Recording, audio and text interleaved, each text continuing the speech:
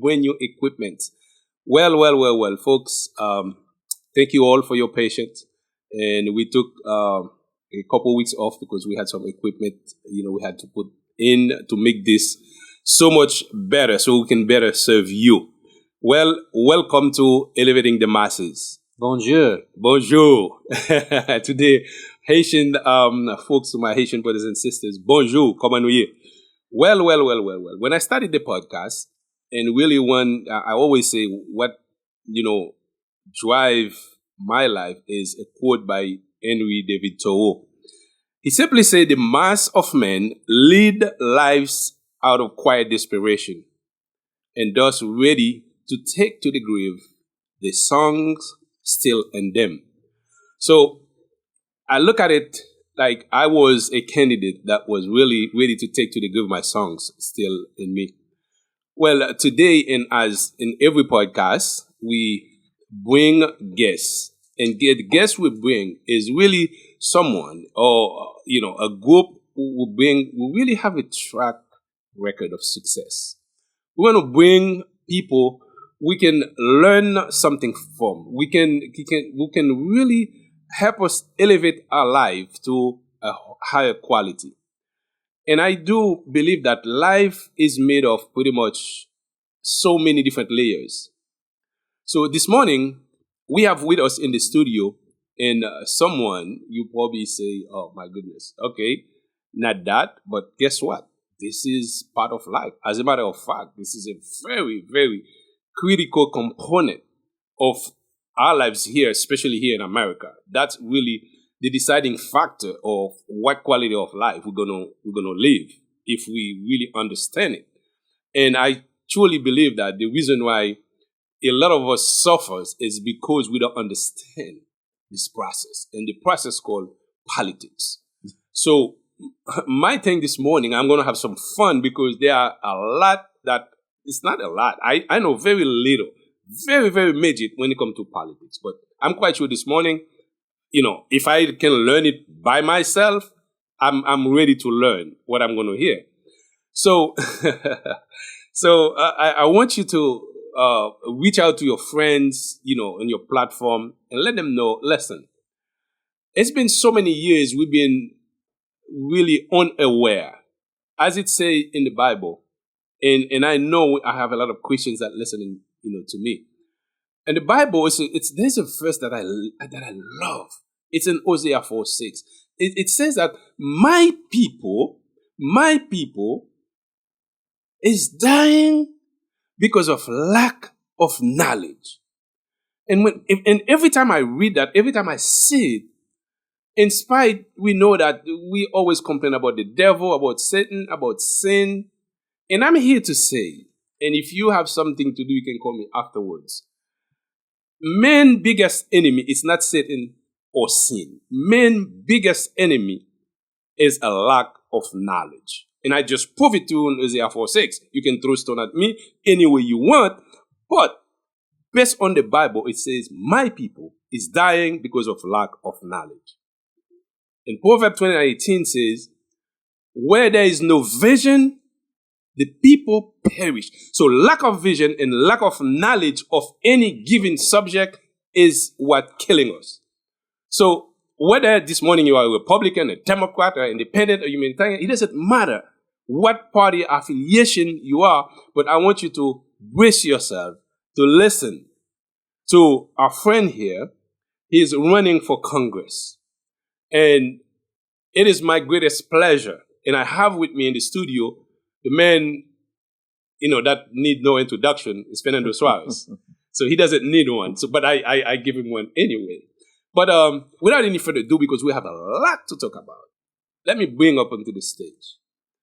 Folks, help me welcome in our studio, in our podcast, Elevating the Masses, Mr. David Torres. Good morning, sir. Bonjour, monsieur. Bonjour. Good morning, everyone. And thank you for having me here today and the opportunity to speak to you and the people that you reach out to.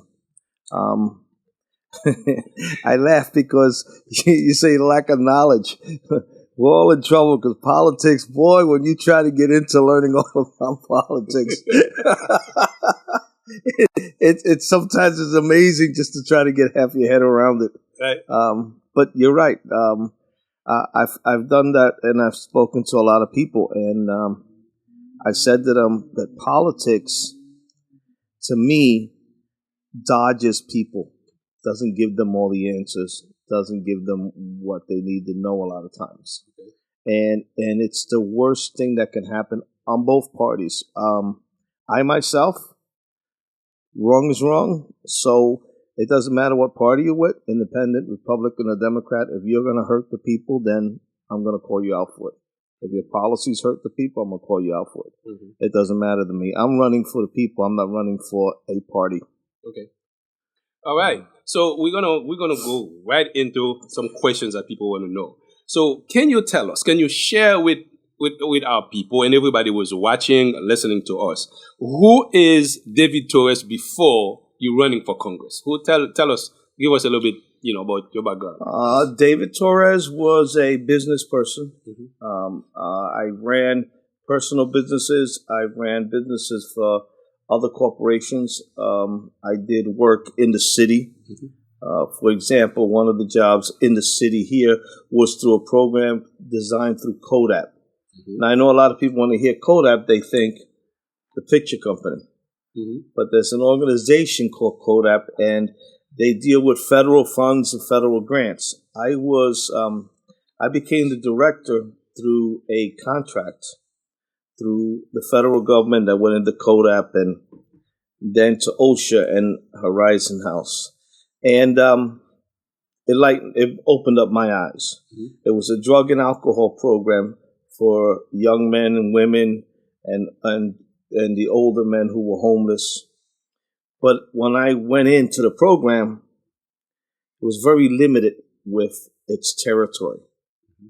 So I took it upon myself to expand it and try to grow the program into when we started bringing together a dual diagnose program and identifying the issues of drugs and alcohol. Mm. And if you notice on one of my platforms, I don't know if you're going to get to it later, mm-hmm. Is dealing with the opiate crisis. Mm. And through that, I learned a lot. I learned that with that program, you can't look at issues of drug and alcohol like one simple thing. That was one piece that I did here. Mm-hmm. And I also learned the good and the bad side of dealing with government and programs and resources. Mm-hmm. And then from there, I dipped and dabbed in sales and marketing in health insurance, especially stuff for seniors. Mm. And I wound up being the director of HMO here in the city, and eventually it wound up taking over Health Partners. Mm-hmm. I wasn't there when it took over Health Partners, but I was there in the onset of the company that did. Mm-hmm. And they united and became Health Partners Plus. Mm-hmm. But I had an office here in Baltimore and in Washington, which we dealt with senior services. Mm-hmm. From there, I went in to be the director of sales and marketing for a end-stage renal disease pilot program from Washington, with its challenges. Mm-hmm. And I had various partnerships that I had, dental offices, etc., dealing with different issues. So I got to learn the business side of things, mm-hmm. and then at the same time, I got to learn the ins and outs of the government piece. Mm-hmm. And tragically, 3 years ago, with the crisis in the opiate division out here, I lost my son to the opiate crisis. And I was already retired, and I said to my friend Fernando, that was it. I got up, and that's actually how we met, right? Yes. One of the my first event that I went to. Mm-hmm. And till today, the damage at home is, I pray every night. But it's a lesson that I took to heart, that you can't teach. It's a pain inside of a woman that you can't change and take away. Mm-hmm. It's affected home. Mm-hmm. And I said, that's it. The government is failing us all around. And now you came home to even me with all my experience and took my only son. that I had with her. Mm. And you can't replace that. You No. can't replace that pain when you look at a woman. Mm-hmm. A father is there when a kid gets his knees scratched, Mm-hmm. and you tell him, get up, be a man. Mm-hmm. But once the child is in the woman's womb, it's the mother that does all the work. It's the mother that does everything when the baby's crying, or when he has a fever, or God forbid he has a seizure. And it's the mother. Mm. You know, the father goes out and works, and he's the man, and he puts up the big heavy frame. Mm-hmm. But the mother does all the work. And I can Right. tell you now that till today, his mother has never been the same. No. It's a horrible pain. Mm-hmm. And being the only son, Mm-hmm. it's a big void. And no matter how big and bad or tough of a man you are, Mm-hmm. you can't fill that void. So I decided it's cost me enough. And then looking around at all the people suffering, dying in the streets, businesses lost, you know, people worried about what's happening tomorrow, being put out of their homes, closing churches down. I said that's enough. Somebody's just stand up and fight and be a voice. Mm. Wow. So, just like myself, when it comes to politics, understanding local government. Now, we have an election coming on November 3rd. For a lot of people, I'm not going to say most people, but for a lot of people, when we go into vote, we only care, you know, who we're going to vote for president. And a lot of people don't even know the state senate, you know. So now, why you think it's important for people to understand local politics? Well, local is one thing. I'm running for Congress, Mm-hmm. which is a seat in Washington. Mm-hmm. Local government here, people need to realize the function of the government, Mm-hmm. and it's humongous, and it changes, and it develops different ends and hands and fingers to it. Mm-hmm. But locally, you have your ward leaders, and then you have your state reps, and you Mm-hmm. have your city council people, etc. And they make their rules here with the mayors and the governors. That's your local Mm-hmm. politics. Okay. And then from there, it progresses up into the Washington area, Mm-hmm. where the lawmakers are at, which is Congress and the Senate, and ultimately the president. And it's got three major bodies to it. Okay. And that's how they write their laws. But locally, you as the voter, it's your vote and your vote only that determines who gets to go to Washington to make the laws that trickle down into your community when it comes to education, any federal grants going on, how it's supported, and it adds on to what the city does with its taxes and its issues. Okay. So now, can you help the people understand what is it you are here to do? Let's say you get elected. What is the scope of your job? What is the job that you are elected to do? What can you do? What can you not do? What you're elected to do is to look at your congressional district, Mm-hmm. work with everybody in Washington, and try to come up with what your constituents. You're like the congressman is like the quarterback of the football team. Whoa. Everybody's around, but you got to make sure that all the players are in place and doing their jobs, so you can all come together and win for what you're there for. Okay. And the congressman basically does exactly that. He starts writing legislation and laws and bringing them to the floor so that they can pass, along with the votes of all the congressmen, Mm-hmm. to see what laws you're going to try to pass. Once it passes Congress, then it goes to the Senate. Mm-hmm. And if the Senate passes, then it goes to the president, because that's the conception that's going on here. People think that the president writes the laws. He does not. He signs them. Right. And sometimes, in some cases, the senator write something, and then it goes to the opposite. Senate, then Mm-hmm. Congress, then back up, and then to the president. Okay. But you're supposed to look at all the pieces and what you need, because we may be different from Baltimore, but definitely the inner city is different from the countryside. Okay. So there's every congressman comes in and says, well, we're going to write this one up, but, I don't see how it's helping me. Mm-hmm. And that's where you're supposed to sit down and say, what do we need to do to move the country forward? Now what's happening in Washington is you got everybody fighting everybody. Mm. And they'll say, no, the Democrats are doing this, and the Republicans are doing that, and the independents are doing this, and you're not supposed to do that. You're supposed to go to Washington, deal with what happens in your congressional district, what your needs are. I don't know how long you guys have been in Philadelphia, but if you went back to Philadelphia 20 years ago, Philadelphia used to be 20, 30 years ago, the most beautiful city you could ever imagine. The construction, the artwork, the jobs, the factories. You could leave one job on a Thursday and Friday morning, you had another one. There were factories all through Philadelphia. I can name off the top of my head just a walking route that you could walk, and if you didn't hit 10 factories, you took a wrong turn. Mm. And we lost all that here. Okay. And the people are suffering, and that's where it comes in. Congressman needs to come in and look at and sit with the state reps and talk to the mayors and talk to the governors and look, man, how do we come up? How do I help you pass a law? What is it that you need? And make sure that you are doing what's right for the people, not for the pocket of the other players. Okay. So did that help? Well, did I confuse everybody more? my mind is blowing up right now because I have 1,000 questions, and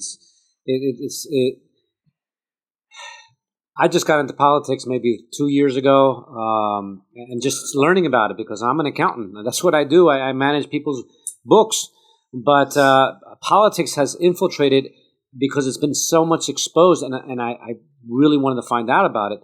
And every word that comes out of your mouth is another question, another question, another question. And that's the beauty of having this podcast. That's the beauty of knowing you, David. We did meet about 2.5 years ago, and I'm honored to be speaking with you at all times because you're teaching me, and I know you such as a humble person where you can actually talk to you, and you're not too busy for anybody. And the questions are just a ton of them. We were speaking this morning with Vel here on our friend Jay McKella, and he told us that a vote has much more power than $1. Yes, and people are not aware of that. My father, when I talked about politics, no, I don't want to talk about that. Son, I told you that you don't talk about politics, you don't talk about religion. I'm like, okay, I followed that all my entire life. But no, I'm speaking to David, I'm speaking to Danilo, I'm speaking to Eric, I'm speaking to different people. And no, we got to talk like this. Because the questions are, I don't know, Yvel, how many questions you got by the time he was done 5 minutes. It was like my mind went 5 different places in a minute. We need to talk about politics. And I'm still confused on what a congressman does. You told me. You told me that he writes he proposes the law, but there's so many questions around the proposal of the law. I mean, there's so many laws that are crap, right? Crap, bullshit. And what do we do about the crap laws at the same time we're proposing new laws? I don't want new laws. I want to fix the laws that we got now. Well, here's the issue. In a nutshell. Every politician, regardless of what you are, a state rep, a city council, a congressman, a senator, the president, it's flipped. It's we the people. Yes. Not we the government and the people are under it. It's not like that. It's never been like that. It's our fault for laying back and putting confidence into somebody. For example, we have a radio station here, right? That you have? Yes. Okay. And that gentleman back there, God bless you, controls everything. Right. Jay. But if Jay decides today Jay wants to, I don't know, Shut us go down. hang out and don't come in, and you can't run your show. Does Jay have a job tomorrow? Yeah, definitely not. Right? So, but that's the problem. Yes, you do, Jay. We send people to do a specific job, Yes. to protect and watch and make sure that the people of your congressional district and the people that believe in the way you believe in, whether it's Christianity, whatever it may be, that you unite with them and, okay, now let's go to the other side and see what their issues are so that we can come up with something that helps people. They have a job to do. They shouldn't be allowed to be there for 15, 20, 30, 40 years.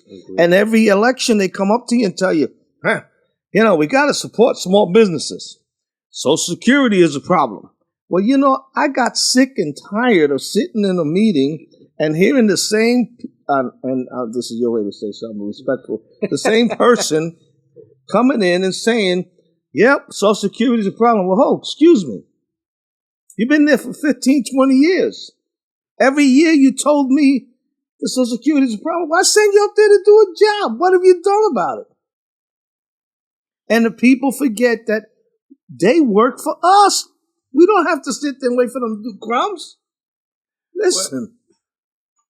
Well, I think the problem is the people who are listening, they don't say, hey, well, David, these are what you say. That's what we do. We elect you to do a job. But when you get there, everything changed. It's like now you become in the pocket of the big corporations. Now you do what they tell you to do. That's going to serve your interest. And that's been really, the issues that we have with politics. Yeah, but that's why I say it's we the people. It's we, like I gave the example about the young man producing and working on the system. Mm-hmm. Okay, if they hire me to be the director of a person, take the politician and take out the word politician and give him a title. Give him or her a title. The director of this community, the director of this part of the state. They're the director. So if the director doesn't do his job, the board, which is we the people, on the next election, fires him and puts another board member in or another director in. Okay, we get that.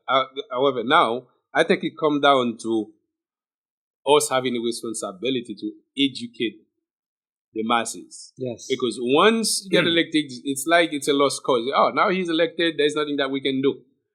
Do they know that they can vote you out too, right? Right. So they have the right to vote you out. So now, the thing is, how are we going to educate our people to let them understand that lesson? If you're going to vote someone, this is what you need to know.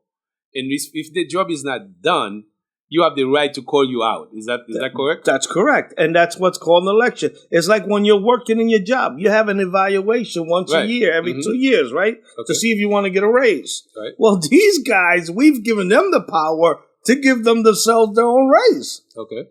So, and there's no evaluations. And then you got them 15 years later doing the same job. Mm-hmm. Well, that's not what it is. You know how you best empower people and how I'm telling the people is America is your business.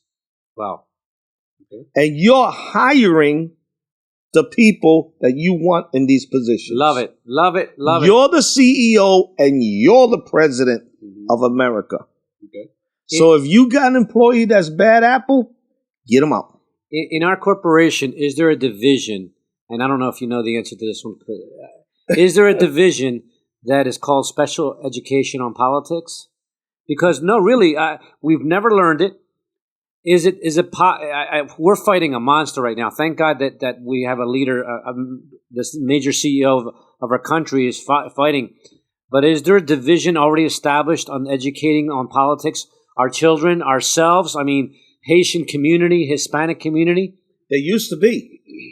You remember that a long time ago, there was even a commercial that used to run in I believe in the second, third, fourth grade, all the way up to the 8th grade. The commercial used to actually have a little song and a tune to it outside of the offices and the chambers that used to say, I'm a bill. I remember that. You remember that song? Yeah. I'm a bill. Yeah. What? what does it take for me to become a law? Right. And it had the sweetest jingle, and Yes, it yes. was part of your education. Mhm. Well, they took all that out so that we don't Get educated. get educating on it. What's the best way to keep control of something? Have a need, Okay, right. and you make sure you control it. Mm-hmm. So we've been dumbed down. Yeah. So what has to happen is you got to have people. When I'm running, I want to give people, and I go back to meetings. I tell people, these are my topics here that I think are great concerns. Okay. What are yours? And I come back to the meeting later, and you give me yours, and let's see how many of yours are in here and how we correct it. Now, when I come up in the next election, I don't want to just come up and say, well, thank you so much. We're here again. Vote for me again. I want to come back to the next meeting on the next election and say, well, here's what we agreed on, and here's how many things I did. And here's how many times I tried to address this. But I presented this, and I teamed up with so-and-so, so-and-so, and so-and-so to come up with a law to help you. And this is the list of everybody in Congress that said they're not voting for your behalf as a group. Now, get on the phone and call everybody that you know that lives in that area, in that state or whatever, and get together and let Congress, the head of Congress, know that we ain't buying this. We're going to have this bill presented again with a few changes. And if you're not voting on it, we want this bill to go to the floor before election. Because you know what? We're the CEO. Yes. We tell them what to do. Does that make any? Yeah, it makes sense. But I would like an inroad personally on what I have to do as a voting person to make my voice more powerful, to make the people that follow my ideas more powerful, to support people such as yourself or that whoever is feeling our ideals. I mean, the first thing you have on your platform is fully support small businesses.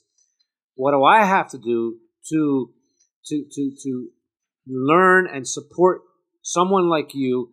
Because my voice is so small. I'm sleeping at night. Says, how do I get my voice a little bit bigger? Not to make any more money, but to change this city, to change this district into a district where, like you mentioned 20 years ago. Yeah, man, I remember. This is amazing. I mean, 1 block away, we got Cardone Industries. 5-7 years ago, they had 3,000 people. Yep. Now they have 900 people. Thank God they're coming back. Donald Trump is bringing them back, but I understand what you're saying. I want that old Philadelphia back. I have a girlfriend that I said, you don't really want to be in Philly anymore. I'm gonna show you Philly. We're gonna live in Philly, but really, we don't want to live in Philly anymore because it's horrible. What do I need to do for myself that I got 1 vote? I want to bring in 1,000 votes to support someone with your platform, whether it's David Torres or whoever it is. I'm looking for ideals and morals. Fully support small businesses. What do I got to do? Well, and that's where you have to start realizing the players in the game. Yes, the quarterback and the receiver, and the receiver is us. The quarterback, the linebacker, the runner, etc. And I know I'm using this term, but I'm trying to break it where some people can understand a little more. Not that I'm calling anybody slow or anything like that. That's not what I'm doing. But what we need to do is remember, here's a perfect example. You say businesses, right? Businesses got torn apart in this city with the sugar tax. They hurt the little poor people. Who's the worst that got hurt with the sugar tax? The poor people. But the poor people need to say, we sacrificed for the education of our kids. Now you got the money in city council and the mayor and the governor, and the people need to say, hold up. You collected money for a year? I want to see a breakdown. And it should be posted in all the neighborhoods so people can see, just like you took away our monies for the sugar tax, you should post in every one of them stores that we're putting the money outside on their windows the breakdown of here's the money we collected and this is what we did with it. To make sure that you didn't put any of it in your pocket. Well, that's interesting. But from Fernando's point, okay, Fernando spoke really in terms of changing the city. I can understand that because you are in a position now, because in the three steps of life, survival, success, and significance, at your level, you have, really been very successful in your own right. And possibly now you move into the next level. You are in the next level, which is significance, making a difference, leaving a legacy, right? I can understand that. But the question to you, Congressman, is what about the people who doesn't have a business? What about the people who is in the first stage of life? It's just about surviving. Mm-hmm. Okay, what can they do with their vote? They're not thinking about changing the city. They're thinking about how the kitchen table is affected, how to pay their rent, their mortgages, how to send the kids to college. Those people. So how do they really come to term, by using their vote? Well, here's what you do. You sit down. I tell people take a piece of paper and fold it in 3 or 4. And in the one side, you put everybody that's running in what position. Mm-hmm. And then you put what you need, what your values are. Like you say, people who are struggling day to day. Mm-hmm. Okay, why are they struggling day to day? Because what caused this issue? Mm-hmm. And I'm not saying, you could reveal back into yourselves, but what caused the family breakdown? What caused the food services? What caused the loss of jobs? Mm-hmm. Okay? And then you figure that out and you say, okay, my vote is going to go to the person that I think is going to resolve what these issues are. Is it going to happen overnight? No. Mm-hmm. But when we take control of it as voters, we'll change it. Okay. Because here's one thing. In the 60s and 70s, they took and they attacked the value of a family nucleus. Mm-hmm. They told people, if you get the daddy out of the house, we're going to give you more food stamps and more cash. And we're going to help you with your bills and all. So they destroyed in the inner cities, in the black and Latinos and minority community and the poor white, they destroyed the family nucleus for $1. Okay, you said that was back, when was that? Late 60s, 70s. And it continues today. And it continues. Okay, but that's just an example of the government starting to take an overreach over you. Mm-hmm. Okay? Then they started taking things out of the schools, like In God We Trust. If you look at certain... But then you sit back and say, okay, this happened this year. Now, what happened in the next 10 years? And the next day, do educate yourself. Come together as a group in your living room. Share a cup of coffee and talk about these are our issues. How did we get here? How did we get to the worst? How did we get to having a sugar tax that we got hit for that hurt the small businesses? How did we get to that point when our educational system has been falling behind? Okay. So I truly believe we have lost faith in the big deal in our election, process, where when you elect somebody, they go in there, they don't do what they're supposed to do. And now people say, why should I vote? I mean, what politicians, they do what they do, they talk a lot, they come to our churches, they come to everywhere when they get elected, and then they forget us. So now how do we rekindle it? How do we elevate the community? How do we do that? And I think one way to do that, and it's you can look at the people and let them know, why can't we put incentives, education about, if politics is so important, where we don't have that knowledge about politics, why don't we have an educational piece outside of the academia that teach people that kind of thing? Because you can go to school for 20 years, but you never learn really the language of life itself. All you learn in the books is like they never teach us about money. Mm-hmm. All right? They teach us how to make money, get a job, but they never teach us how money works. So why don't we have that? Why don't we have a revolution? Let's educate the people. For instance, the kids, let's say, hey, this is why this is important. You see your city, you see your block. If you do this, you do that. Your block can be better. The people that are there, you can get them out. You can have a better life. And I think if we have that going on, instead of just, have people lost faith and really don't care no more, like really, even that issue of family nucleus, this is sad. This is a sad affair. This is so sad. I remember walking across the street with you, David, on Rising Sun and Allen here. And you said, Fernando, if we get in, you're going to be exposed. Oh, sorry, yes. When. You did say when. You did say when. Yeah. When we get in, you're going to be exposed to so many governmental projects and services that are available that have been hidden from you for such a long time. You'll be amazed. That's right. And I really believe that because, as we're talking about, I'm like, why aren't we being taught this? And it's all because it's all being hidden. Yeah. In the city of Philadelphia, all I know is the city of Philadelphia. And in the city of Philadelphia, all I know is that we're bombarded by one party, and I've never spoken about it. I've never heard of it. It's been quiet. And they say, but we don't want to change the politics here. I'm like, that doesn't make sense to me. So I'm really, really anxious when you get in to be exposed to all these. I don't like government. I don't like someone else taking care of me. And it's not for business. It's for individual people.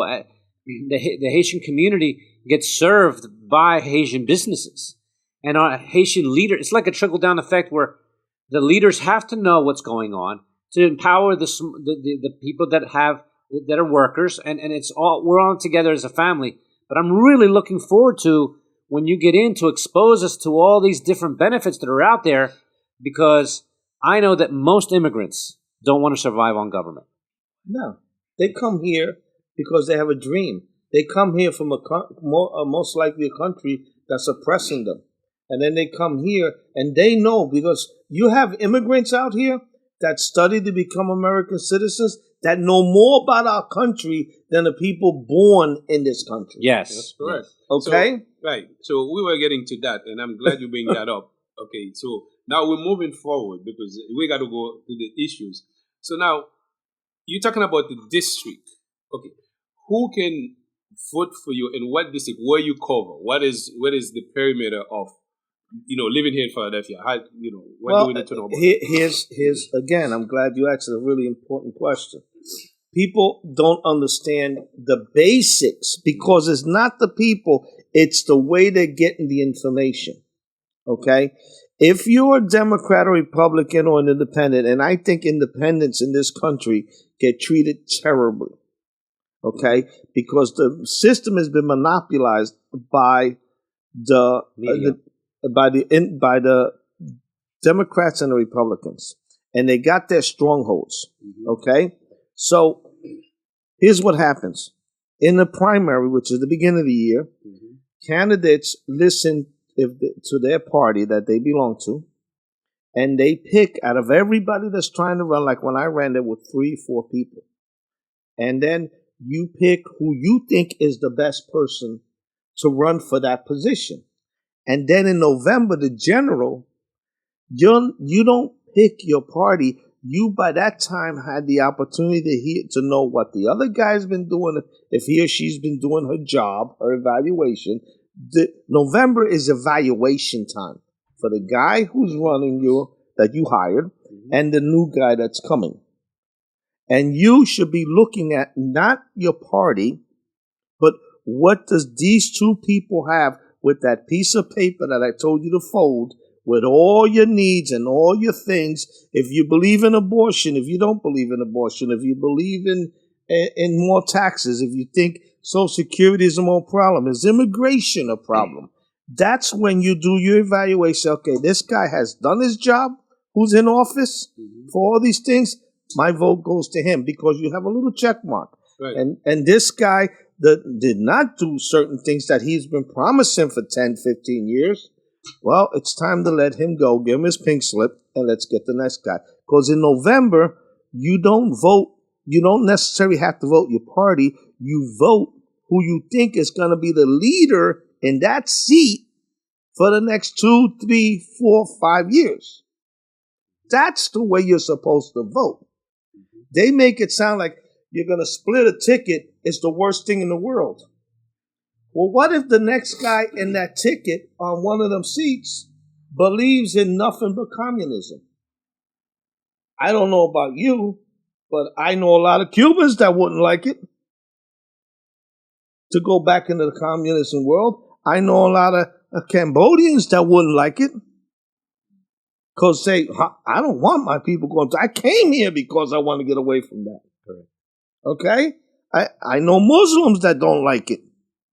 So why would you vote for an individual whose policies and beliefs are against, if you're a Christian and you say, I don't want to abort a baby at 9 months? That's murder. But you're going to vote and be a loyalty to that guy in November because of a title? No, my title is I'm the CEO. I'm not a Democrat and I'm not a Republican in November. I'm the CEO and you are interviewing for your job. Okay. Wow. Okay, so now coming back to where do you cover? What is the area that you cover? Sorry, I got it to explain it. I know. Sorry about that. What is the district? Okay, the 2nd Congressional District starts on Broad Street to the end of the river, which is like Delaware. Okay. From Spring Garden Street to the end of the city. Okay. That's the 2nd Congressional District. Okay, from Broad to the river and that way from Spring Garden to the end. To the end. Which is like the border of Cheltenham, is it? Okay, Shelton. All of Philadelphia, right of Broad Street, north of Spring Garden. Yeah. Okay. So meaning that in this area, the notice everything, all the way to the end of the. Okay. So they need to know that and I need to make that clear. So now talking about immigrants. Okay. So now I know the Haitian community is watching, and basically, what's in it for the immigrant community if they have to vote you into office? What's in it for them? Okay. In this country, the immigrants have been taken advantage of and used as far back as I can remember. Let's take a student who came here from a country that's very oppressed and got blessed to have a student visa. Comes here and he or she is an incredibly intelligent woman or man. And they finish in their education and their visa is running out. And they say, I don't want to go back. I want to stay here. I'm free here. I can eat what I want. I can practice my own religion. I can say what I want. And they overstay that visa. See, immigration is not one thing. It's a lot of things and a lot of reasons. But every immigrant comes over here for one thing, for freedom. Freedom of choice, to be able to speak, to be able to praise their Lord, to be able to walk down the street, to have an ice cream, things that you don't have. But immigration did not start issuing immigration with this president. Immigration has been an issue with this country for years. But they use immigrants as a pawn in a chess game. The king gives you the pawn, and we're going to sacrifice the Mexicans this time. We're going to sacrifice the people from Cuba this time. We're going to sacrifice the Haitians this time so that I can stay in power and I can stay in place. But they never address the issue. We bring in probably 1.3 million immigrants easy. We got, and they say 11 million. I think it's way more than 11 million illegal immigrants now. And what's the biggest crime that immigrants have? They don't want to go back. We have children who were brought here at the age of 2, 3. And then they tell them they can't be here. They have to hide in the shadows. And that child doesn't know anything but the freedom to what they had, playing outside and playing ball. And what are you going to send them back to? What? But when you say that, now, don't you think you're in contradiction what the president believes when it comes to DACA and all that kind of stuff? Yeah, but what did I say in the beginning? I'm hired by the people to do the people's job. So if the president is with me, he's with me. And if the president's in office is not, it's not. My job is not the White House. My job is the people. Great answer. I give you a big pass for this one. Really big. So, okay, now I read some stats, and I'm always looking at the prison population. There's this thing about immigrants, like people don't like immigrants, but it's very few immigrants that commit crime when you go to prison. Mm-hmm. Very few. Very few. You got very much less. If we are a country of immigrants, but the people who came here to look for a better life, they don't come here to commit crime. It's very few you will find in the prison population, where we have more people in prison than Russia, China combined. So it's crazy. So we are in the United States of America. So for our immigrant people, what are the advantages they have by voting you into office? What they're going to have with me is that I already started working, and if you want, before November 3rd, I can come back and present it. I have an immigration proposal that when I get in, I'm going to see what other congressmen are working on. Mm-hmm. And if they're not, here's what I'm offering and what I'm doing to resolve the immigration issue. Mm-hmm. This is my plan. How can we work on pushing this forward? Mm-hmm. Because I have to go back and let people know what's happening. Immigration is, to me, a very personal and sensitive issue because I fed the homeless. I walked these streets, okay? And there's no way I want to see a woman suffer or a child suffer.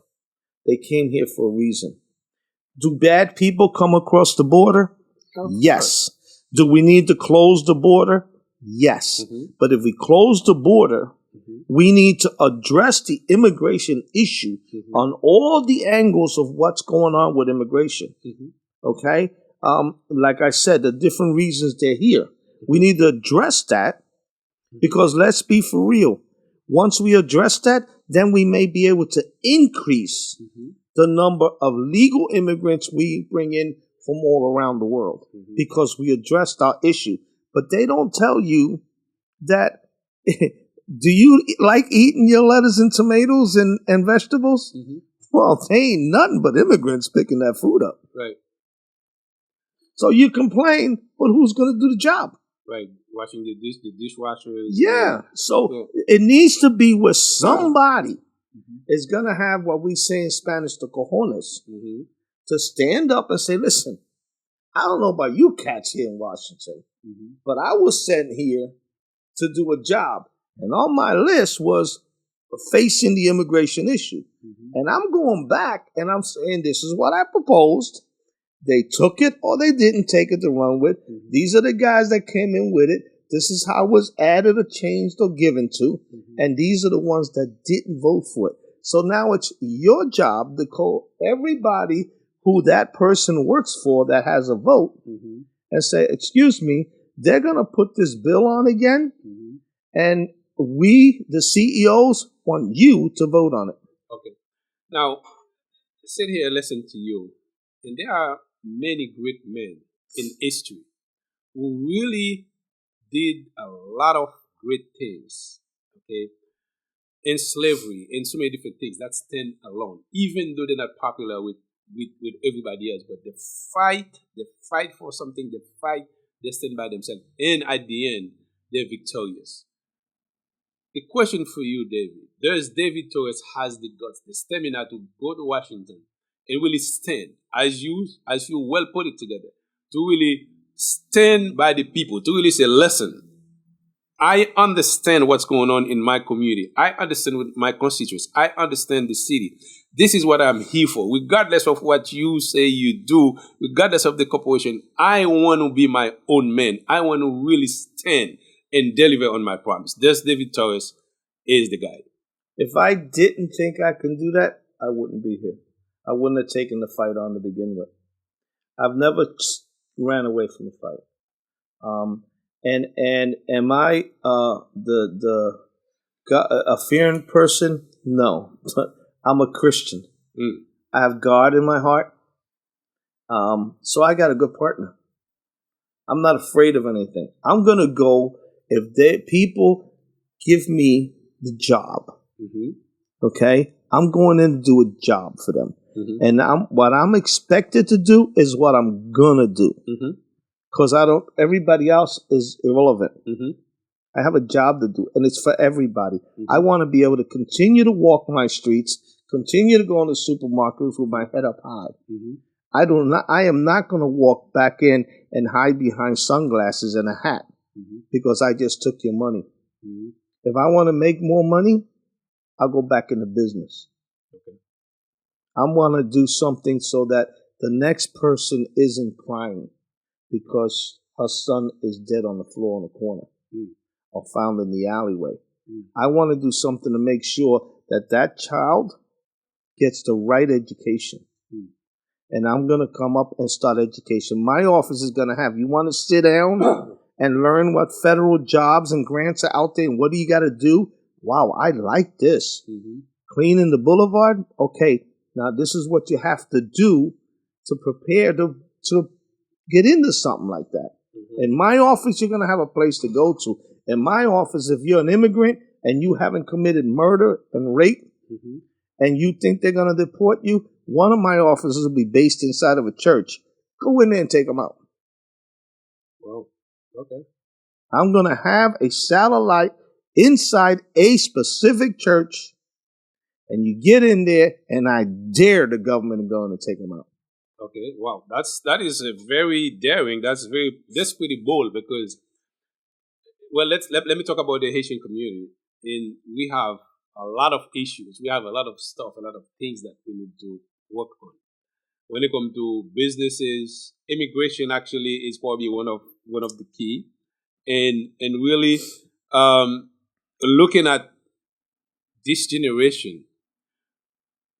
From my standpoint, I would love to see a community that's thriving, a community that is educated, that know when they're making a decision, they make that decision based on knowledge, not just mere, just that's the way I used to do it. Let me just do it this way. I would love to see them say, you know what?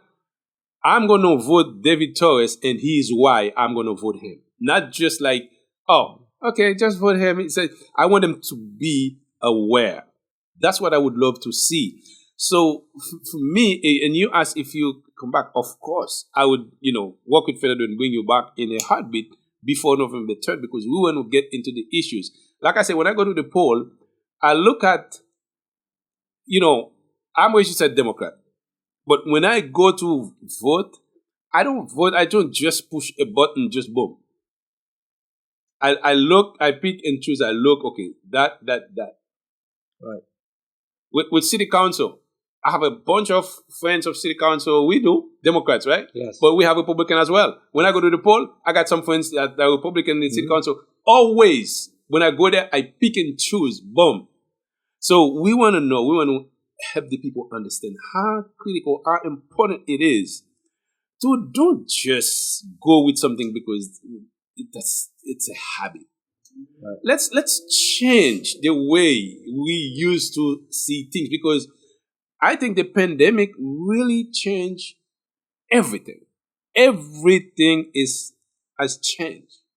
So now it's our turn to gravitate towards that change. So when we go to the poll, look at the issues that David Torres has. So David, how can people support you? How they can get involved? Can you talk to the people? What they can do to make this a success? First thing I want them to do is to learn as much as they can about David. Okay? To make sure that David is the one that you want to support. And to look at the people you have now who are employed by you. And say, is David the better person has the one that's doing that job now completed his or her responsibility.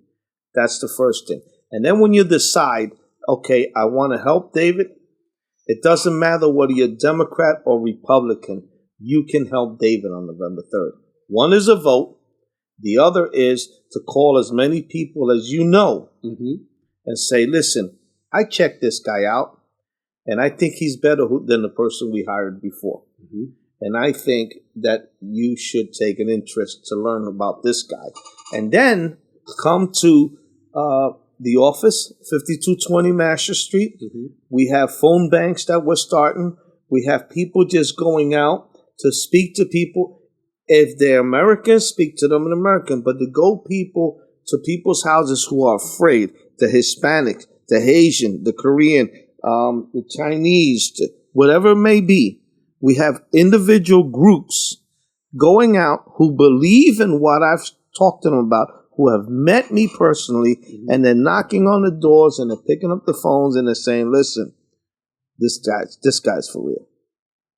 This is why I think you. And if you don't believe me, come with me and sit down and have a cup of coffee with him. And talk to him yourself. So he come down to, and everything's come down to a leadership. And that's what I really wholeheartedly believe in. I believe in a leader that can really declare war to the status quo and not picking things. I mean, the leader doesn't have to go with everything. It's sometimes something is working, but if it's not working well enough, what the leader do is take it down and completely remodel it and make it work. Right. So, and that's what the leader is a visionary. So we need to know the leader that in you can help us say, you know what, we have a champion in Washington. We're going to walk to your office. We're going to call you out. Not call you out, but we're going to work with you. I say, hey, this is the stuff that we have going on. How can you help us make that happen? Well, you were mentioning something and I already see David won. And I challenged today, October the 17th, on this podcast, Awakening the Masses, that when David is in power, everything changes. The whole game changes for David and anyone who supports and is with David. It comes reversed. Now he's our quarterback.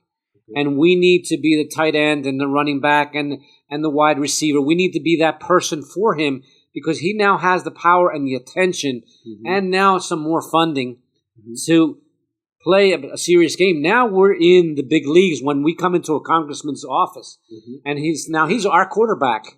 We're not waiting for him. We're taking it upon ourselves and pushing forward. So I invite and I challenge and I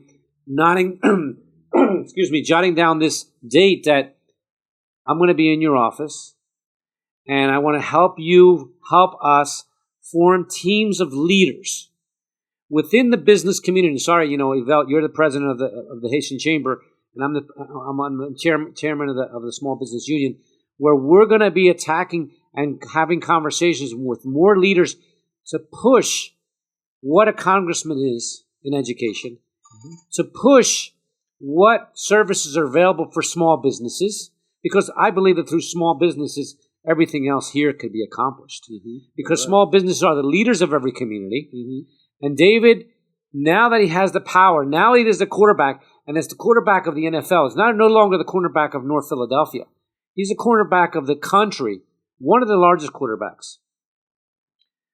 It's not a challenge. It's not a like you better do it. No, it's like I'm in the team. I want to meet more people on my team. I want to create the teams. I want to help know who my teammates are throughout the 2nd District of Philadelphia. Get to know these people because these people don't know I exist. They don't know I'm a great running back.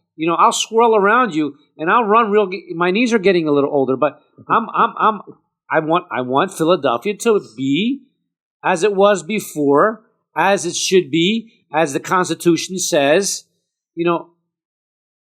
I want that for you, and I want it for Yvel. I want it for the Haitians. I want it for the Hispanics. And I'm going to work side by side, challenging you. Hey, look, you're the friggin' quarterback. Let's do it. Yeah.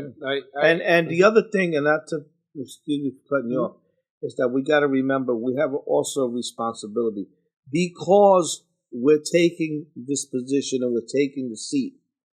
Now we also have to make sure that we have to have open arms for the ones that didn't believe and say, look, we're going to fight for everybody. Yes. So you're included, so that you know that we have open doors. Because when you come to my spot, I never ask anybody what party you're with.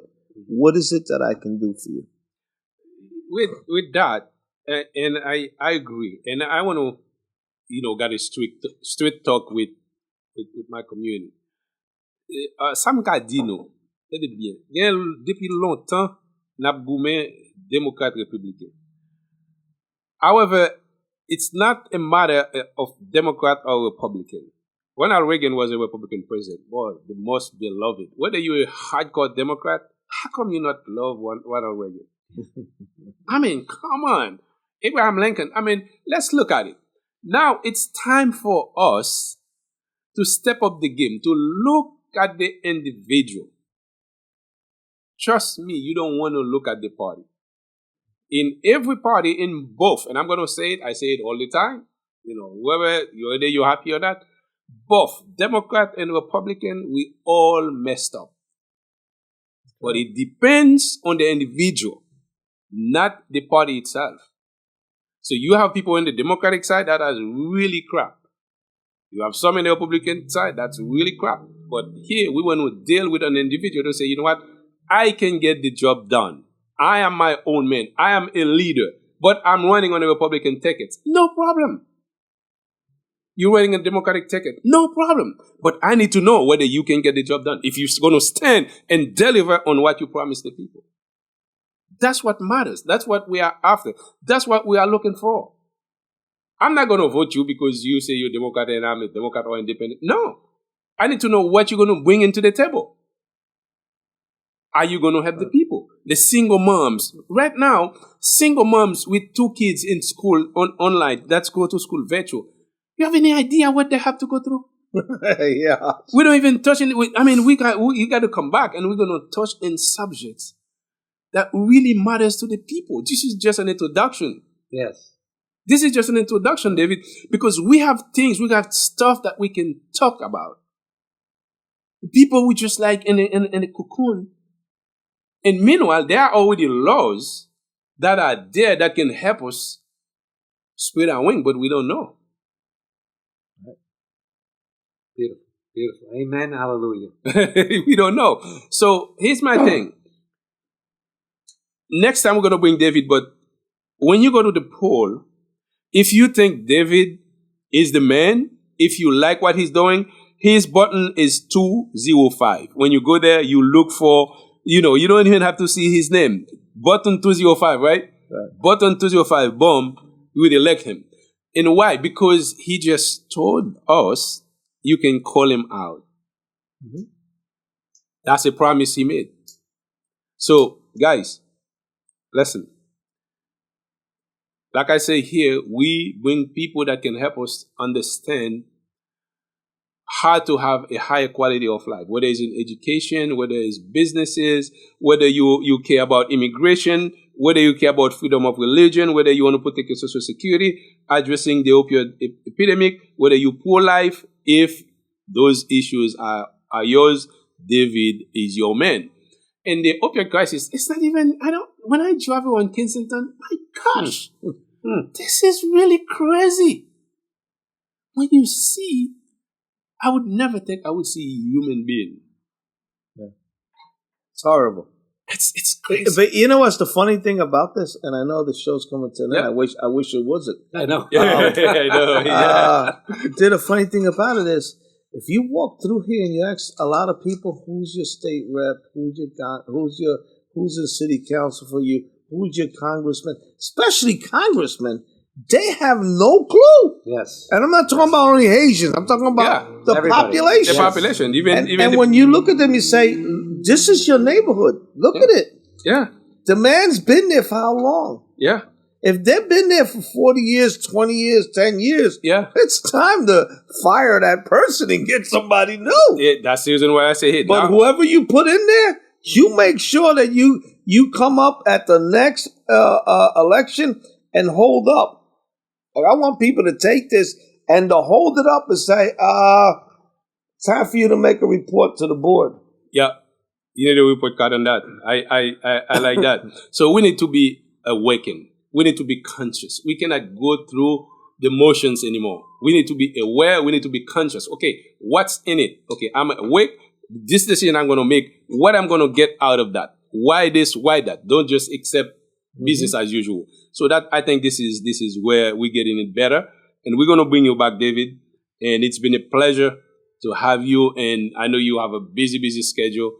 And we really appreciate that you come and educate me personally. I learn a whole lot because I'm so dumb when it comes to politics. I'm ignorant about so many different things. So you shed light and so many different things for us. So, and I'm quite sure next time we're going to learn a whole lot more when it comes to politics, when it comes to the issues that, and if you have questions, you have issues, you can write to us, you can send it to us, and we can ask David, we can put them on the platform, and so we can shed light on them. So, hey, with this, we have a few people that we want to reach out to. We have Tooth Cremas, really the best cremas in town. Hey guys, if you drink this cremas, you will never drink another one.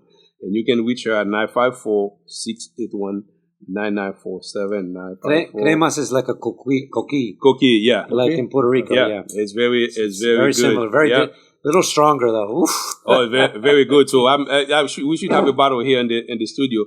And hey, listen, if you want to fix your credit, 7-Gate Credit Solution is the way to go. That's what you call fix your credit. Don't let credit stop you from having the financial freedom that you want.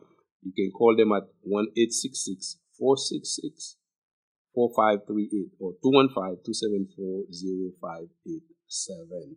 So we send a shout out to Jameson Altidore. Hey, James, where are you? I know you're busy, but Poor Quality Image 609-372-0613. So we want to thank Pastor J, really in the control for us. And we want to thank Fernando. My God, this is really a work of art. This is really beautiful. And I am really, really, really enjoying this. This is like a TV station and it's getting better. So guys, we have something that is us. Let's work together. Let's do work between communities, the Hispanic, the Haitians, the African, everybody. If we come together, trust me, there are strength in numbers. And the money that we don't have, but we have vote. And our vote, as Fernando stated, is more important than the dollar. If you vote David and he get your issues done, so who cares? He's a Republican and if you're a Democrat, right? If the Democrat doesn't serve your best interest, get rid of him. You need your stuff to be done. And that's my personal opinion. But with that, I want to throw in my last sense here. Go ahead. Through this conversation, I received another responsibility to create a community. Mm-hmm. David is our quarterback when it comes to the 2nd District, Philadelphia. And this podcast that you have, Evelt, Awakening the Masses, is even more critical.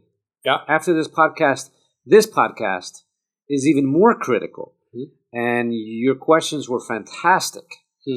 If you're listening right now, this is a voice for Evelt, for Haitians, for the businesses, for the Hispanics. Please hit the like, the subscribe. Mm-hmm. Please share this. Mm-hmm. This is the only way we're going to be able to do this. I mean, what you brought to the table, David, is very critical. And I'm saying, shit. Are we allowed to curse on our podcast? No, we're not allowed. Okay, maybe. Shit. Okay. So, it is so critical. Yeah. Our voices are much more important than money, and we need to share it and keep it going. That's what you gave me a new responsibility. You gave me a lot of energy today. Thank you, Evelt. Thank you, David. Yeah, and with that, I want to end with a quote by a statesman, really great guy called Edmund Burke, and he said, "The only way for evil to triumph is when good men sit down doing nothing." You may sit down, but you're a good person. But if you're not doing anything, that's why evil is triumphing. Yeah. Get up and do something. Meet David. Ask him questions. He's someone. You can talk to him. Go to his office. I went to his office. shirtless, just like, and it's phenomenal human being. We talk for a while. He said, hey, see, I said, listen, man, we are a band of brothers. I'm a leader. I'm not, really supporting something on the side. No. I'm here for the people. We want to do something significant. We want to see people life get elevated. That's what we are here for. So with that, thank you all until next week. So David, man, it's been a pleasure. Everybody. Thank you so much. Thank you, Pastor Jay. Good job.